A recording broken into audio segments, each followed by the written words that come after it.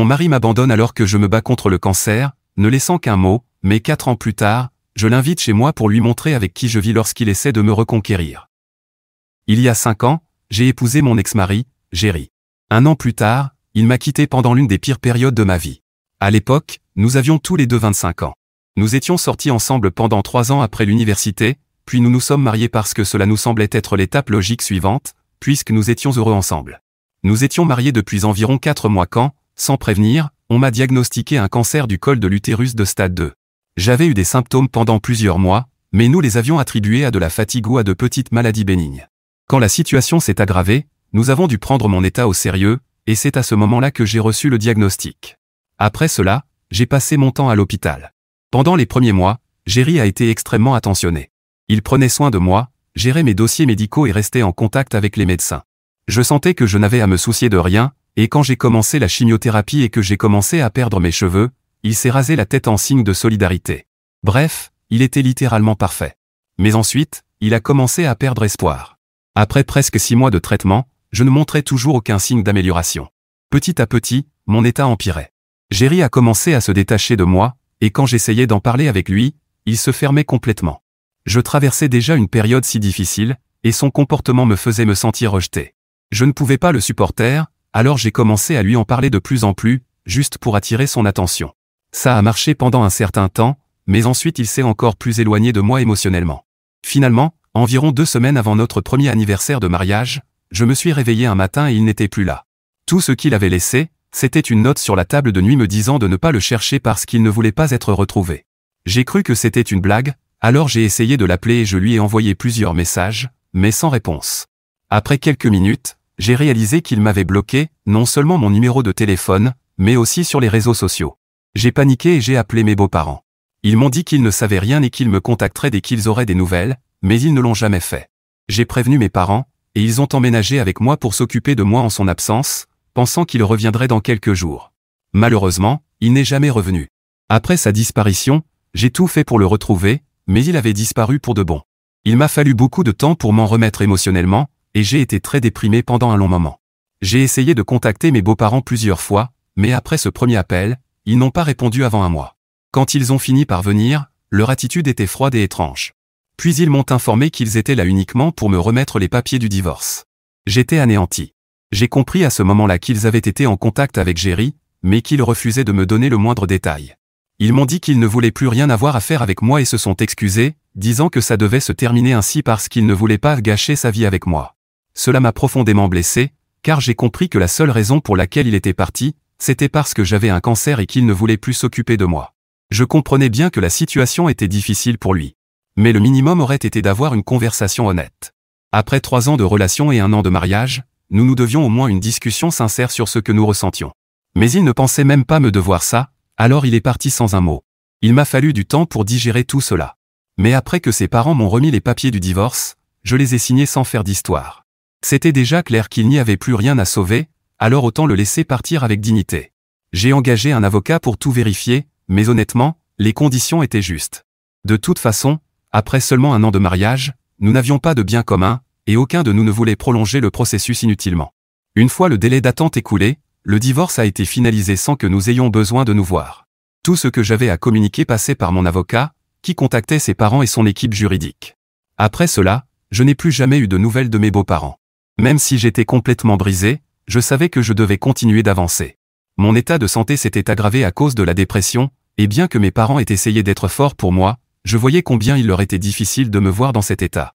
Pour eux, je savais que je ne pouvais pas simplement abandonner, même si ça aurait probablement été la solution la plus facile à ce moment-là. J'ai décidé que j'allais me battre pour ma vie. Je ne sais pas si c'est un déclic mental ou si le traitement a enfin commencé à agir, mais d'une manière ou d'une autre, j'ai tenu bon.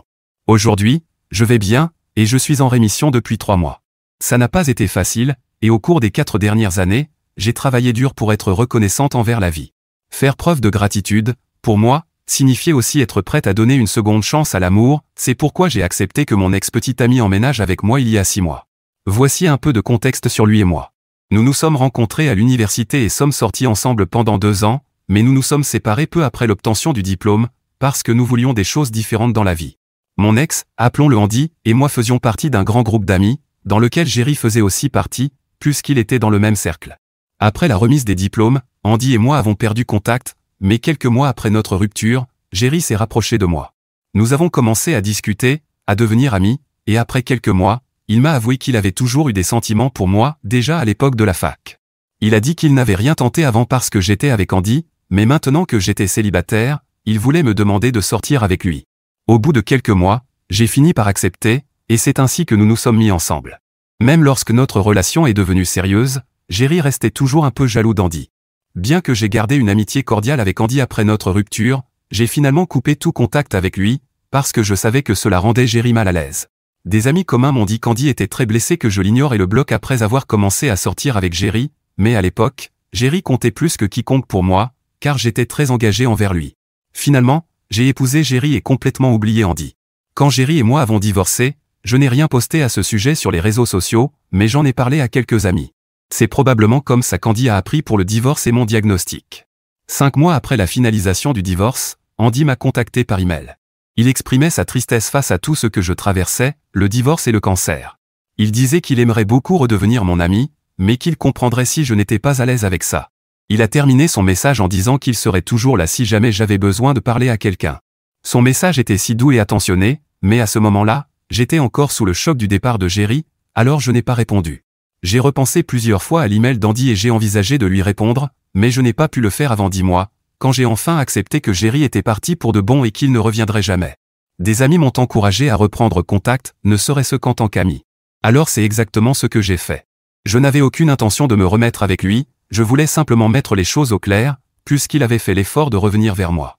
J'ai répondu d'une manière complètement amicale, et c'est ainsi que nous avons recommencé à parler. Peu à peu, nous sommes devenus de bons amis, et c'était agréable d'avoir quelqu'un à qui parler régulièrement, surtout parce qu'Andy me comprend mieux que quiconque. J'avais d'autres amis, bien sûr, mais il y avait toujours quelque chose de spécial entre lui et moi, et lui parler me rendait heureuse. Mes parents l'ont remarqué et m'ont encouragé à continuer à lui parler, même juste en tant qu'ami. Pendant quelques mois, nous n'avons communiqué qu'en ligne, puis il a commencé à venir me voir chez moi. Petit à petit, nous nous sommes rapprochés, et même si je n'étais pas encore prête à être de nouveau en couple, il n'a pas abandonné. L'année dernière, Andy m'a finalement avoué qu'il ne m'avait jamais cessé d'aimer. Apprendre que j'avais commencé à sortir avec Jerry l'avait anéanti, mais il s'était effacé parce qu'il voulait que je sois heureuse. Maintenant que Jerry n'était plus dans ma vie et qu'Andy et moi étions redevenus amis, il estimait qu'il était temps de me dire ce qu'il ressentait vraiment. Il ne s'attendait à rien en retour, il voulait simplement être honnête. J'ai apprécié sa sincérité, mais j'étais très confuse. Cela faisait 3 ans que j'étais divorcé, et je me sentais encore mal à l'aise à l'idée de repenser à Jerry et à notre passé, car nous n'avions jamais eu de véritable clôture.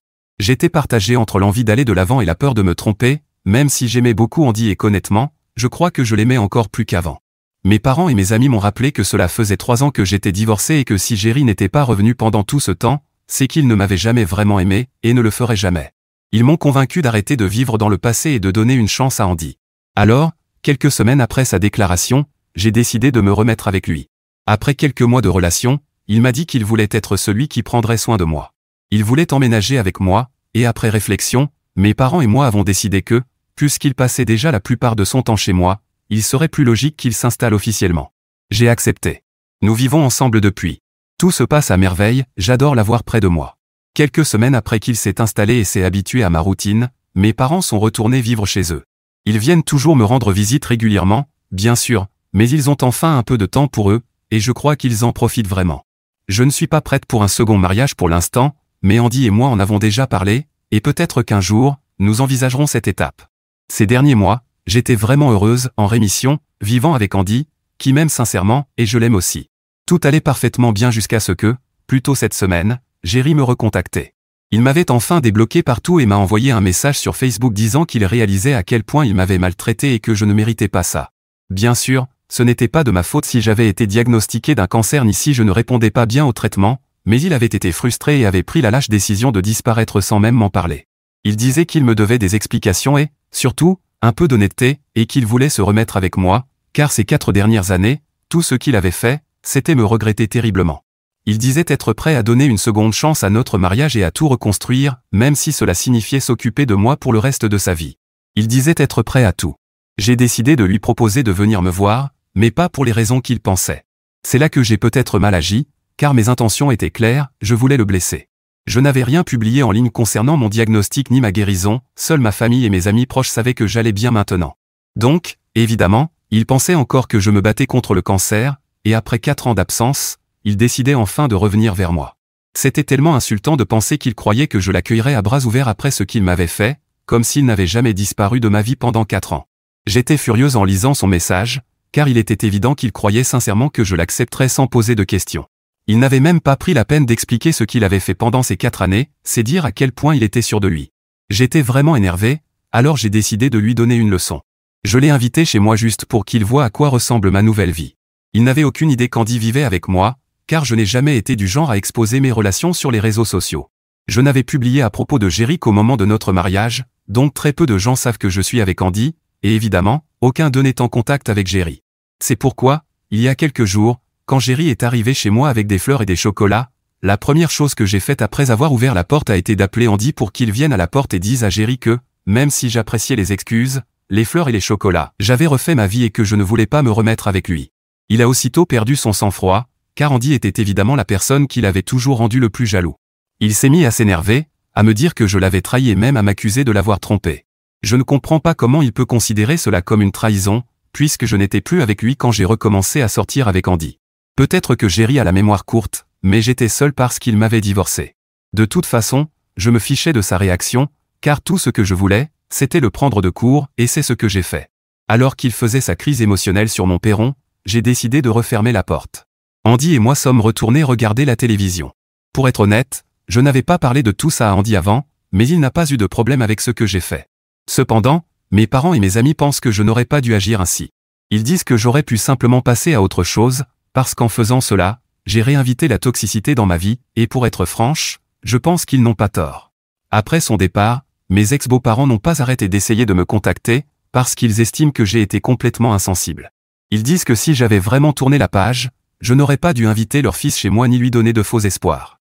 Ils prétendent qu'il était sincèrement désolé pour tout ce qu'il avait fait et qu'il voulait réparer les choses entre nous, et que c'est pour cela qu'il avait fait l'effort de venir. Ils m'accusent d'avoir volontairement cherché à nuire à sa santé mentale et ont même l'audace de soupçonner que j'aurais eu une liaison avec Andy pendant tout ce temps, alors qu'ils savent très bien que, ces 4 dernières années, je n'ai eu qu'une seule priorité, guérir. Et avant notre mariage, j'avais complètement coupé les ponts avec Andy uniquement pour Jerry, donc je ne comprends pas comment ils osent m'accuser d'avoir eu une liaison avec lui. Bref, ils essaient de faire de moi la méchante, comme si leur fils était complètement innocent dans cette histoire. Comme je l'ai dit, mes parents et mes amis sont déjà contre ce que j'ai fait. Ils m'ont dit que c'était inutile.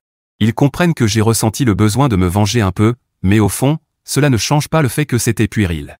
Ils n'en font pas tout un drame, mais ils ont donné leur avis, et je me sens un peu coupable de ce que j'ai fait.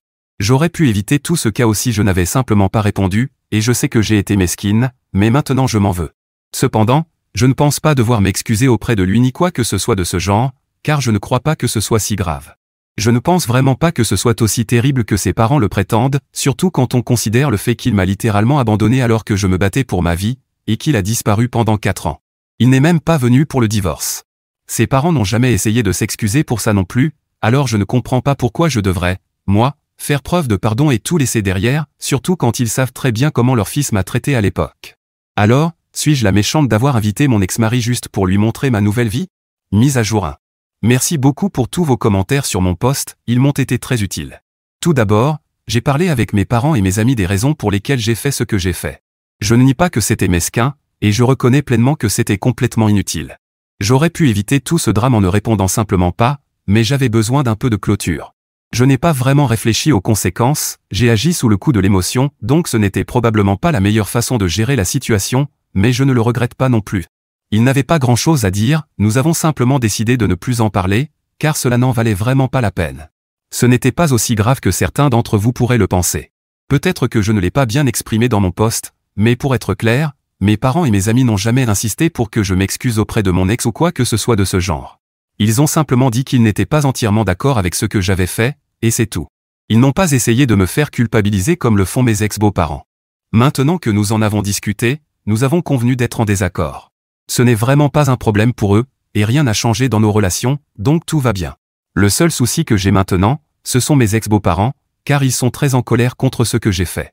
Ils pensent que j'ai torturé émotionnellement leur fils en l'invitant chez moi et estiment que je lui dois de grandes excuses. Sans plaisanter, ils m'ont envoyé plusieurs emails me disant que je devais lui présenter mes excuses en personne et lui assurer que je n'avais rien eu avec Andy pendant que j'étais avec Jerry, parce qu'apparemment Jerry est complètement dévasté.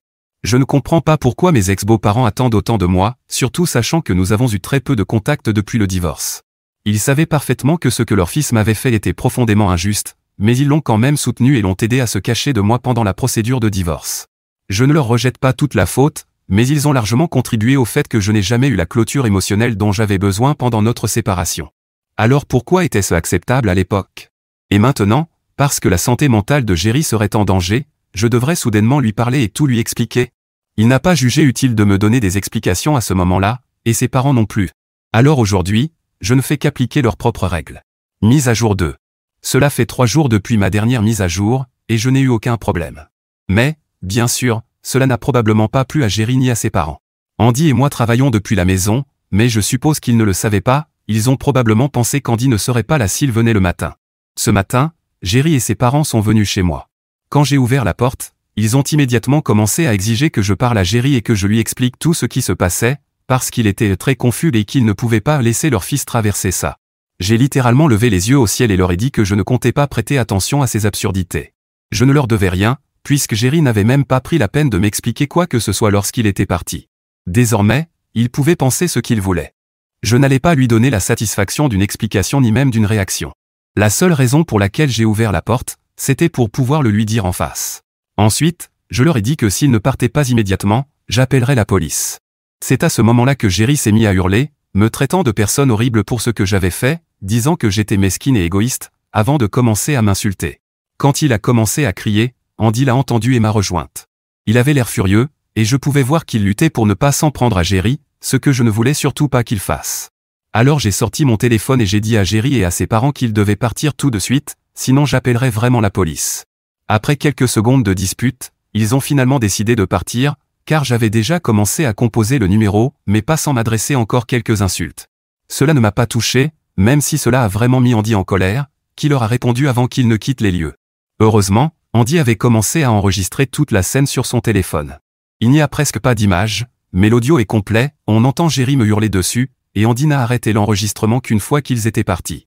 Maintenant que nous avons cet enregistrement, nous savons que s'ils reviennent, nous porterons plainte et contacterons nos avocats pour déposer une demande d'ordonnance restrictive contre Jerry et sa famille.